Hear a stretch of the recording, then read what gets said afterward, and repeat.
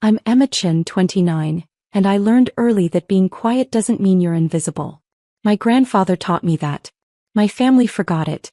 My sister Catherine is 3 years older, and from the day I was born she made sure everyone knew she was special. First grandchild. First to graduate college. First to get married. First to give our parents grandchildren. Catherine collected firsts like trophies, and our family treated each one like a national holiday. Me. I was the younger daughter who asked too many questions and preferred books to parties. Emma's in her own world, Mom would say with a sigh, usually when Catherine was showing off her latest achievement. But there was one person who never sighed when I walked into a room. My grandfather, James Chin. Grandpa immigrated from Taiwan in 1968 with $200 and an engineering degree no one in America would recognize. He worked as a janitor while taking night classes, eventually earning his PE license. By 1975 he'd founded Chin Engineering Solutions, specializing in sustainable infrastructure design. By the time I was born in 1995, his firm employed 140 people and had contracts across the western United States. He was brilliant, demanding, and deeply lonely after Grandma died in 2003. I was 8 years old when I first really talked to Grandpa. It was at a family dinner and Catherine was holding court about her high school valedictorian speech. Everyone was listening raptly. I wandered into Grandpa's study where he was reviewing blueprints. "What are you looking at?" I asked. He glanced up surprised. "A water treatment facility design for Sacramento. Very boring for little girls. Why does it have 3 tanks instead of one big one?" His eyebrows rose. "That's an excellent question. Come here." He spent the next hour explaining redundancy systems, fail-safes, and why engineering wasn't just about making things work. It was about making sure they kept working when everything else failed. I was fascinated. Not by the engineering specifically, but by the way Grandpa's whole face changed when he talked about problems and solutions. He came alive. When Mom found us, she laughed. "Emma, stop bothering Grandpa with your questions." "She's not bothering me," Grandpa said quietly. "She's thinking." That was 2003. It was the beginning of everything. Over the next few years I started spending more time in Grandpa's study whenever we visited. While Catherine performed for the family, piano recitals, debate team victories, cheerleading routines, I'd slip away to ask Grandpa about his projects. He'd explain bridge stress calculations, soil composition analysis, environmental impact assessments. I didn't understand half of it, but I loved watching him think through problems. "Your sister is very accomplished," he told me once when I was 12. "But she performs. You observe. Very different skills. Is observing good? In engineering, observation saves lives. In business, observation makes fortunes. In life." He smiled. "Observation shows you who people really are." When I turned 16 in 2011, Grandpa did something unexpected. He called me directly, not through my parents, not at a family gathering. He called my cell phone on a Thursday afternoon. "Emma, it's Grandpa. Do you have time to talk?" "Of course." "Good. I'm reviewing a proposal for a university engineering building. They want sustainable design but have limited budget. Walk me through how you'd approach it." "Me? Grandpa, I'm 16. I don't know anything about." "You know how to think. Start there." I stammered through some ideas. Solar panels, natural lighting, rainwater collection. He listened patiently, asked clarifying questions, and by the end of the call, I'd actually contributed something useful to his thinking. "Same time next week?" he asked. Really? Thursday afternoons, 4 p.m. Mark your calendar." That was March 2011.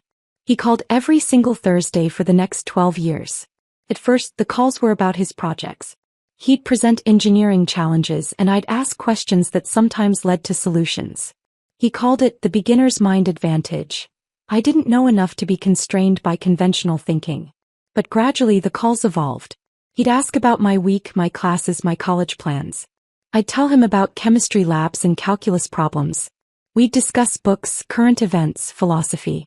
My family barely noticed. Catherine was at Georgetown studying political science. Mom and Dad were focused on her internships, her networking, her trajectory toward law school. No one asked what I was doing on Thursday afternoons. I didn't tell them. The calls were mine. Private. Sacred. When I was applying to colleges in 2012, Catherine insisted I should follow her to Georgetown. Family tradition, she announced at Sunday dinner. Emma can rush my old sorority. I'll introduce her to all the right people. I applied to MIT instead. I didn't tell anyone until I got in. MIT. Mom looked confused. Honey, that's so technical. Are you sure you wouldn't be happier somewhere more well-rounded? Emma's not going to MIT, Catherine laughed. She's barely interested in science. Grandpa's voice cut across the table. Emma's going to MIT. She earned it. Everyone stared at him. How do you know she earned it? Dad asked. Because I've been consulting with her on engineering problems for 2 years. She has instincts most of my staff lack. MIT is exactly where she belongs. Catherine's smile froze. You've been consulting with Emma? Every Thursday. For 2 years. I didn't know that, Mom said slowly. You didn't ask, Grandpa replied. That dinner got very quiet very fast. At MIT I studied material science and economics. An unusual combination that Grandpa and I had discussed extensively. Engineering creates value, he'd said. Business captures it.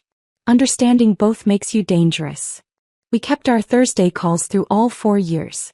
He'd review my problem sets, challenge my assumptions and share stories about his early career. When I struggled with a particularly difficult thermodynamics course, he spent 6 weeks walking me through every concept until I not only passed but actually understood. Catherine called me twice during my 4 years at MIT. Once to invite me to her wedding.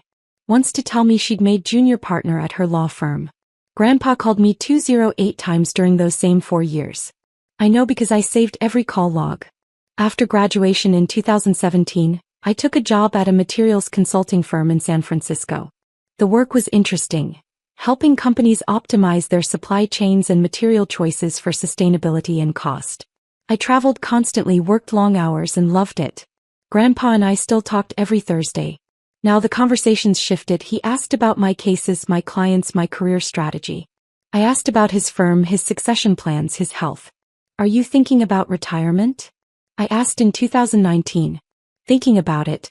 The firm could run without me. I have good people. But what would I do with my time? Travel. Read. Spend time with family. He laughed, but it sounded bitter.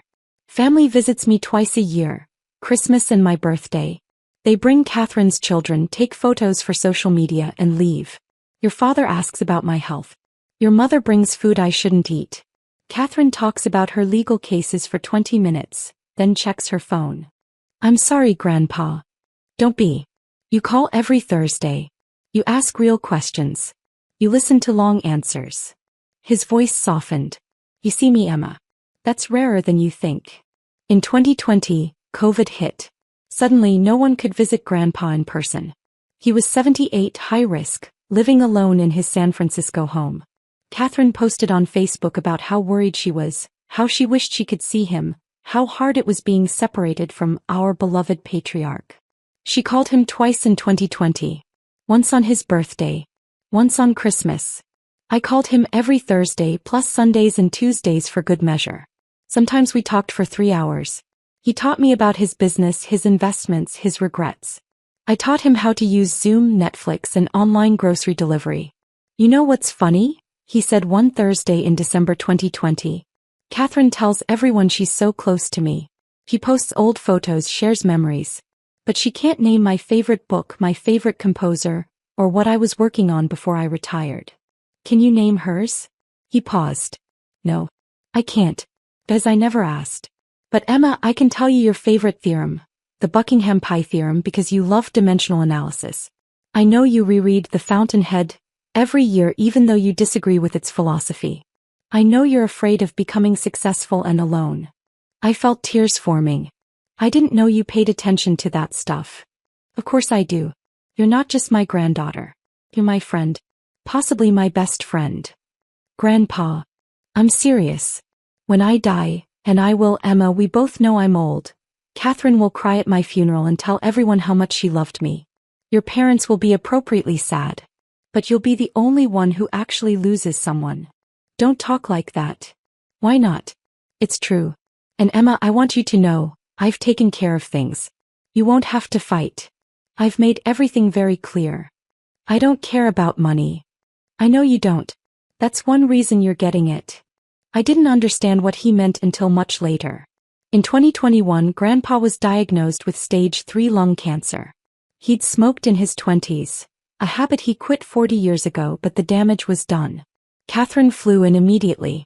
She posted hospital photos, discreet ones she noted, respecting his privacy. She shared updates on social media about his incredible fighting spirit. She organized a family group chat to coordinate care. She visited him 6 times over the next 8 months. I visited him 47 times. I took FMLA leave from work. I stayed in his guest room. I drove him to appointments, organized his medications, and sat with him through chemotherapy sessions while we discussed everything from quantum mechanics to the meaning of life. "You're giving up your career for me," he said one afternoon between treatments. "I'm spending time with my grandfather. There's a difference. Catherine thinks I'm being selfish letting you do this. She called yesterday and said you're sacrificing too much." Catherine called? That's nice. For 5 minutes. To tell me about her daughter's ballet recital. Then she had to go. Conference call. I held his hand. "Grandpa, I'm exactly where I want to be." "I know. That's why the Thursday calls mattered. You chose this. Not because you had to, but because you wanted to." He died on a Wednesday in March 2022. I was holding his hand. His last words were, "Tell them Thursday was always my favorite day." Catherine arrived 4 hours later, her arrival documented extensively on Instagram with appropriate grief and filtered lighting. The funeral was large. Grandpa's firm sent representatives. Professional colleagues gave speeches. Catherine delivered a tearful eulogy about our special bond and the grandfather who shaped her life. I sat in the front row and said nothing. At the reception afterward, Catherine held court, accepting condolences like a receiving line at a wedding. "He was so proud of me," she told everyone. "We were incredibly close. I visited whenever I could. I excused myself and went back to Grandpa's house. His attorney, Douglas Chong, was there sorting papers. Emma, I'm glad you're here. We need to talk about the estate. Whatever it is, I'm sure it's fine. Your grandfather's estate is valued at approximately $5.8 million. The house, the remaining business assets, investment portfolios, life insurance." I nodded numbly. He updated his trust documents 2 years ago. Very specific instructions about distribution. Catherine's the oldest. She'll manage everything, I assume. Douglas looked at me strangely. "Emma, have you actually read the trust?" "No. I didn't think it was my place. Your grandfather named one primary beneficiary for the entire estate. There are some small charitable donations, but the bulk, $5.6 million, goes to a single person. Catherine will be good with it. She's financially smart." "Emma." Douglas handed me a document. "Read the name." I looked down. Under primary beneficiary, typed in 12-point font, Emma Catherine Chin. My full name. That's me. Your grandfather left you everything. Catherine receives $50,000. A token but not insignificant. Your parents receive $100,000 combined. The rest is yours. I couldn't breathe. "Why?" He wrote a letter. "Would you like to read it?" Douglas handed me an envelope. Inside, in Grandpa's precise handwriting, "Emma, if you're reading this, I'm gone. Don't cry, we both knew this was coming. I'm leaving you my estate because you're the only person who ever really knew me. Catherine loved the idea of me, the successful grandfather, the family patriarch. Your parents loved what I provided, security, pride, status. But you loved the person. The one who called every Thursday. The one who got excited about engineering problems. The one who was lonely and sad and sometimes angry at getting old. You saw me. You listened. You called even when it was inconvenient. You visited even when it was hard. You held my hand when I was dying even though it scared you. This money isn't payment. You can't pay for love. But it's my way of saying your time mattered. Your attention mattered. You mattered. Catherine will be angry. Your parents will be confused. Let them. You know the truth about our Thursdays. Build something beautiful. Live fully. Remember me on Thursdays. Love, Grandpa." I was still crying when Douglas spoke again. "Emma, there's something else. Your grandfather anticipated conflict. He wrote detailed documentation of your relationship. The Thursday calls, the visits, everything. He wanted no ambiguity about his decision. Catherine's going to fight this. Probably. But the trust is ironclad. I wrote it myself. That was 6 months ago. For 6 months I didn't tell my family about the trust. Douglas advised me to wait until the formal reading, which was scheduled for Thanksgiving, a date Grandpa had specifically chosen. Let them assume, Douglas had said. Your grandfather wanted the truth revealed at a time when family would be gathered. So for 6 months I let Catherine plan the estate distribution. I let my parents assume everything would be split evenly. I let them all believe whatever they wanted to believe. Which brings us to yesterday. Thanksgiving 2024. My parents' house in San Mateo. Catherine arrived early with her husband Marcus and their 2 kids. She dressed appropriately, sophisticated black suit, minimal jewelry. Ready for business. We should discuss Grandpa's estate, she announced before dinner was even served. I've been working with my firm's estate attorneys. We'll need to inventory everything, establish an LLC for the business assets, and create a distribution plan. Distribution plan? Dad asked. Obviously the estate should be split evenly between Emma and me. That's fair. I'll manage the assets since I have the legal expertise. Mom nodded. That sounds reasonable. I continued setting the table. Said nothing. Emma, you're fine with that, right? Catherine pressed. I know you're busy with your career. I can handle the details. Sure, Catherine. She relaxed, smiling. Great. I've also been thinking, the house. It's worth at least $2.3 million. We should sell it, split the proceeds. Neither of us needs a house in San Francisco. You have that all planned out, I observed. Someone has to. You know, I was always Grandpa's favorite. He called me his star granddaughter. It's only fair I manage his legacy. I set down the plate I was holding. His star granddaughter? Absolutely. We were incredibly close. Everyone knows that. Catherine, I said carefully, when did Grandpa last call you? She blinked. What? When was the last time Grandpa called you on the phone? We talked regularly. When? Specifically. Her face flushed. I don't remember exact dates. I do. I pulled out my phone. I have every call log saved. Would you like to know when Grandpa last called you? The room went silent. October 2021. 14 months before he died. A 6-minute call where he asked if you were coming to visit him during his chemotherapy. You said you were busy with a trial. Catherine's face went red. That's not, I called him. Twice. You called him twice in the last year of his life. Once on his birthday. Once on Christmas. Total duration, 23 minutes combined. How dare you track my phone calls? I'm not tracking yours. I'm showing you mine. I slid my phone across the table.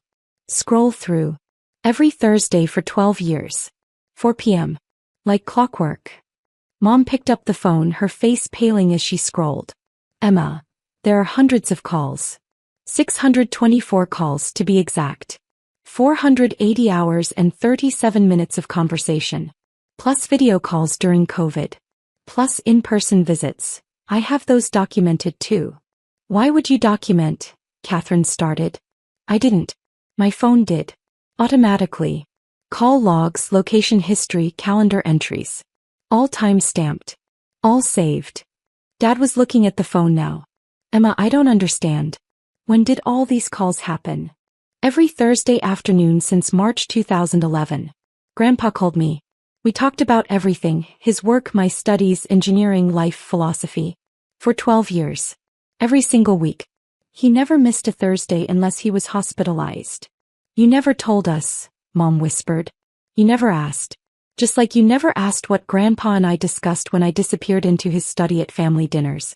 Just like you never asked why I chose MIT. You were too busy celebrating Catherine. Catherine's voice rose. This is ridiculous. So you talked to him more. That doesn't mean you were closer. What was Grandpa's favorite book? I asked. What? His favorite book. You were so close. What was it? She stammered. That's not relevant. The Art of War. You reread it every year. What was his favorite composer? Emma, stop. Rachmaninoff. Specifically Piano Concerto No. 2. What was the last project he worked on before he retired? Catherine was silent. A sustainable water treatment system for a native reservation in New Mexico. Zero-profit project. He did it because it mattered. I looked at my sister. You don't know any of this because you never asked. You performed being the favorite grandchild. I actually knew him. This is insane, Catherine snapped. I was his first grandchild. I was. You were never Grandpa's favorite, so the $5.8 million estate goes to me, Catherine suddenly declared, her voice rising desperately. Fair is fair. First grandchild, family legacy, it's how inheritance works. Everyone was looking at her now. She'd overplayed her hand. I smiled calmly. Then who do you think he called every Thursday for 12 years? That doesn't mean. The doorbell rang. I walked to the door and let Douglas Chong inside. He carried a briefcase and wore a somber expression. Douglas, Dad said, surprised. We weren't expecting you until after dinner. Emma asked me to come now. Douglas set his briefcase on the table. I think it's time we discussed Mr. Chen's trust documents. Catherine straightened. Perfect.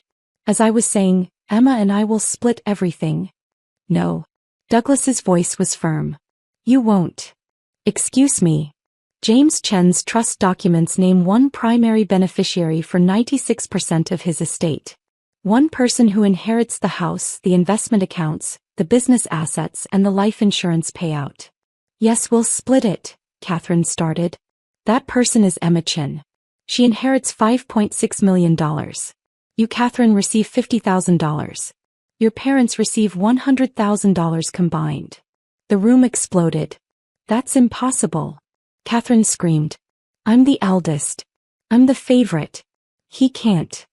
He can and he did. Douglas pulled out documents. The trust was updated 2 years ago with explicit, detailed reasoning. Mr. Chen documented his relationship with each family member. He noted every visit, every call, every interaction. He turned to Catherine. He specifically noted that you visited him 6 times during his 8-month cancer treatment. Emma visited 47 times. My sister's face went completely white as Dad asked quietly, Douglas, why didn't James tell us about this? Because he wanted you to reveal yourselves. He wanted to see who would show up for him, who would call, who would care, without the promise of inheritance affecting behavior. Emma did all of that. The rest of you. Douglas paused delicately. Did not. Mom was crying. But we loved him. I'm sure you did. But love requires action, Mrs. Chen. James kept detailed notes. Emma called 624 times in 12 years. Catherine called 34 times. You and your husband called 12 times, usually to arrange family gatherings. James felt alone despite having family. Emma made him feel seen. This is insane. Catherine's voice had gone shrill. You can't just give everything to her because she made more phone calls. It's not about phone calls, Douglas said firmly. It's about relationship. James left a letter explaining his decision. Would you like me to read it? Yes, Dad said quietly. Douglas read Grandpa's letter aloud. The room was silent except for Mom's quiet sobbing. When he finished, Catherine's face was a mask of rage and shock. He was senile. This can't be valid. He was evaluated by 2 independent physicians 6 months before he died. Completely mentally competent. The trust is ironclad. Douglas looked at Catherine directly. You can challenge this if you want. Your sister has documentation of every Thursday call, every visit, every interaction. She has text messages, photos, medical appointment records. You have Instagram posts and 6 hospital visits. Please consider how that will look to a judge. Marcus put his hand on Catherine's arm. Honey, maybe we should. No. She whirled on me. You manipulated him. You convinced a sick old man to leave you everything. You're a thief. I spoke for the first time since Douglas arrived. Catherine, I never asked Grandpa for anything except his time. I never discussed money with him. I didn't know about the trust until after he died. I visited him because I loved him. I called him because I enjoyed talking to him. I paused. You keep saying you were his favorite. But favorites aren't built on assumptions and social media posts. They're built on Thursday afternoons. On boring calls about engineering problems. On holding hands during chemotherapy. You think you're better than me? No. I think I knew him better than you. There's a difference. I'll fight this, Catherine hissed. I'll fight this until you don't have $1 left. That's your choice. But understand something, Grandpa anticipated this. He documented everything because he knew you'd react this way. He knew you'd feel entitled to money you never earned through relationship. He was testing all of us right up until the end. I looked around the table. You all failed. That's not fair, Mom protested. We loved him. But you didn't know him. None of you can name his favorite book. None of you know what he did every Thursday afternoon. None of you know what kept him up at night or what made him laugh. You loved the idea of him. I loved the person. Dad's voice was broken. Emma, I'm sorry. I should have paid more attention. Yes, you should have. But you were too busy celebrating Catherine's achievements to notice I was building a relationship with the most important person in my family. Catherine grabbed her purse. We're leaving. Marcus, kids, let's go. Catherine, Mom started. No. She doesn't get to do this. She doesn't get to steal my inheritance and then lecture us about relationships. Catherine's voice was venomous. You were always the weird one, Emma. The awkward one. The one who didn't fit. Now you're the rich one. I hope you enjoy being alone with your money. I won't be alone, I said quietly. I have the memory of 624 Thursday calls. That's more than you'll ever have. She left, slamming the door so hard a picture frame fell off the wall. Mom and Dad sat in stunned silence. I don't know what to say, Dad finally whispered. You don't have to say anything. Grandpa said it all in his letter. Emma. Mom reached for my hand. I'm sorry. We should have seen. You should have. But you didn't. And now here we are. Douglas gathered his papers. Emma, we'll need to meet next week to begin the estate transfer process. There's also the matter of the business assets. Several investment properties, stock portfolios, the engineering firm's remaining equity. The engineering firm? I asked. Your grandfather retained 30% ownership. Worth approximately $1.8 million. It's yours now. Dad looked shocked. I didn't even know he still had ownership stake. Because you never asked, I said simply. Just like you never asked about the Thursday calls or why I spent every spare moment with him during his cancer treatment. I stood up. I'm leaving now. Douglas, I'll call you Monday. Emma, wait. Dad's voice stopped me. What happens now? With us. I turned back. What do you want to happen? Can we fix this? You can't fix 12 years of inattention, Dad. But you can acknowledge it. You can stop pretending Catherine was the favorite when the evidence clearly shows otherwise. You can stop making excuses for ignoring one daughter while celebrating the other. We never meant. Yes, you did. You meant every choice. You chose to focus on Catherine's achievements and ignore mine. You chose to assume I was fine while she was thriving. You chose not to ask questions. I picked up my coat.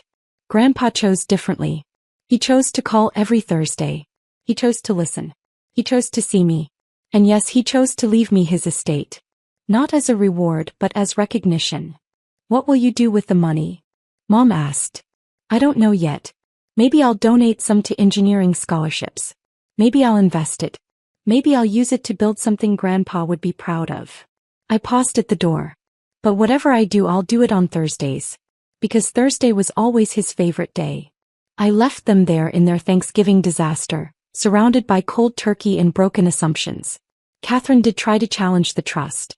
She hired 3 different attorneys over 6 months. Each one reviewed the documentation, the call logs, the visit records, the letters, the medical appointment notes, and told her the same thing. The trust was valid, the reasoning was sound, and she would lose. She finally dropped the case in May. We haven't spoken since Thanksgiving. My parents have called several times. Tentative conversations where they try to rebuild something that never existed in the first place. I answer politely. I update them on my life. But I don't pretend we're closer than we are. Last week, I used part of Grandpa's estate to establish the James Chin Engineering Scholarship at MIT. Full tuition for one student annually who shows curiosity, persistence, and the courage to ask difficult questions. The first scholarship goes to a materials science student named Jennifer who wants to design sustainable infrastructure for developing nations. She reminds me of someone. I called her last Thursday to tell her she'd won. We talked for 2 hours about her ideas, her dreams, her fears. She asked questions. I answered them. We scheduled another call for next Thursday. Because Thursday is still my favorite day. It's the day I remember that being seen is more valuable than being celebrated. That quiet attention beats loud applause. That 624 phone calls mean more than 10,000 Instagram posts. My phone buzzes. It's a reminder I set up 6 months ago. Thursday 4 p.m. Call Grandpa. I can't call him anymore. But I can honor what those calls meant. I open my laptop and start typing a letter to Jennifer. Advice about her scholarship, her studies, her future. The kind of letter Grandpa would have written to me. Because the best inheritance isn't money. It's knowing how to pay attention. How to show up. How to make someone feel seen. Catherine got $50,000. I got 12 years of Thursdays. I know which one I'd choose. Every single time.